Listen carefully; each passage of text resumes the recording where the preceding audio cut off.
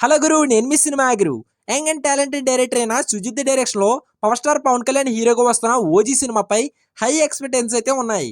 అయితే ఈ మూవీలో ఓజీ అంటే ఒరిజినల్ గ్యాంగ్స్టార్ అనుకున్నారు అంతా. కానీ ఓజీ అంటే ఓజాస్ గంభీర్ అని తర్వాత తెలిసింది. ఇక ఈ పేరే టైటిల్గా పెడితే పవర్ఫుల్గా ఉంటుంది అనుకున్నారు. అయితే ఇప్పుడు ఈ సినిమాకి అదిరిపోయే టైటిల్ సెలెక్ట్ చేసినట్టుగా తెలిసింది. లేటెస్ట్ అప్డేట్ ప్రకారం ఈ సినిమాని ప్రొడ్యూస్ చేస్తున్న దివి దానయ్య గారు కొత్తగా హంగ్రీ చీతా అనే టైటిల్ని రిజిస్టర్ చేయించిందని సినీ ఇండస్ట్రీలో టాక్ నడిచింది.